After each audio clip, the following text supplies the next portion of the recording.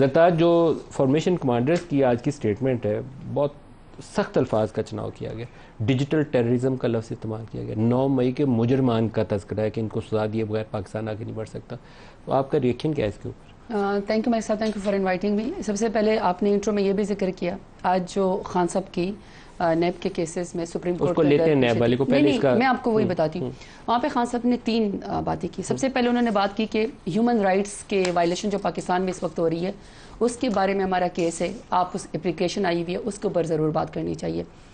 یہ پاکستان کا سب سے بڑا مسئلہ ہے کیونکہ پاکستان میں جو پچھلے 2 سال سے ہو رہا ہے، چاہے پولیٹیکل پارٹی ہے، چاہے ہمارے سیکنڈ ایئر لیڈرشپ ہے، چاہے ہمارے ورکرز یا سپورٹرز ہیں، وہ ہیومن رائٹس کے اوپر اب دنیا بھی بات کر رہی ہے. آپ نے برٹش اس کی بھی بات کی جدھر سپریم کورٹ نے ان کو جواب بھیجا ہے، یا پھر اگر standing committee for human rights امریکہ کی بات کی جائے وہاں پہ بھی ہو رہا ہے کہ پاکستان کے اندر ہیومن رائٹس کی وائلیشن ہو رہی ہے. پہلا.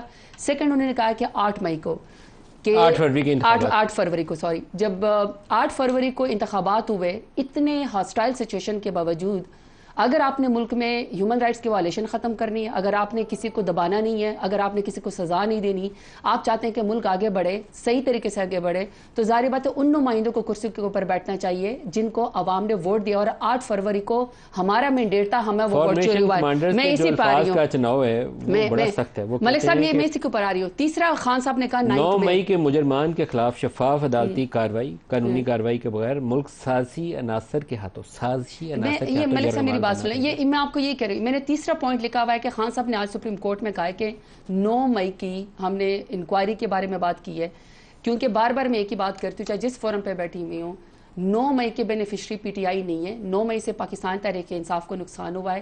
سب سے زیادہ اگر کسی پولیٹیکل پارٹی کے خلاف سب سے زیادہ مظالم میں تو ہماری پارٹی ہے. اب یہ جو آپ نے فارمیشن کی بات کی، آپ نے کمانڈ کی فارمیشن کی بات کی ہے، 9 مئی کا پتہ ہے کہ ملک صاحب سب سے زیادہ نقصان پاکستان تحریک انصاف کو اگر ہوا ہے، ملک کو بھی نقصان ہوا ہے.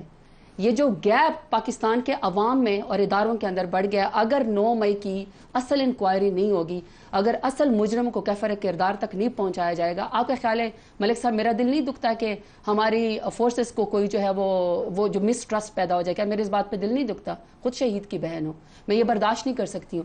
تو میں صرف یہ کہہ رہی ہوں کہ یہ جو نیریٹو کی جنگ میں ایکس کے اوپر پابندی لگا لینے سے، کسی کو ڈیجیٹل دہشت گرد کہہ دینے سے، یا کسی کو فیس بک کے اوپر یا واٹس ایپ کے اوپر پابندی لگا دینے سے مسئلہ حل نہیں ہوگا. اس کا مسئلہ صرف آخری بات ملک صاحب، اس کا مسئلہ یہ حل ہوگا کہ جو اصل مجرم ہے ان کو اگر آپ کیفر کردار تک پہنچائیں گے. میں ایک بالکل ادنا کارکن ہوں، لیکن میرا سوال ہے کہ اگر آپ طالبان سے بات کر سکتے ہیں، آپ اینٹی اسٹیٹ لوگوں سے بات کر سکتے ہیں، تو جو بچے اس وقت 10 مہینوں سے سال سے اس وقت جو ہیں وہ آرمی ایکٹ کے اندر جیلوں کے اندر بیٹھے ہوئے ہیں، تو ملک صاحب ان کے والدین سر ان سے بات کرنے میں کیا حرج ہے؟ کیا یہ ہمارے ملک کے لوگ نہیں ہیں؟ یہ مس ٹرسٹ ختم ہو جائے گا.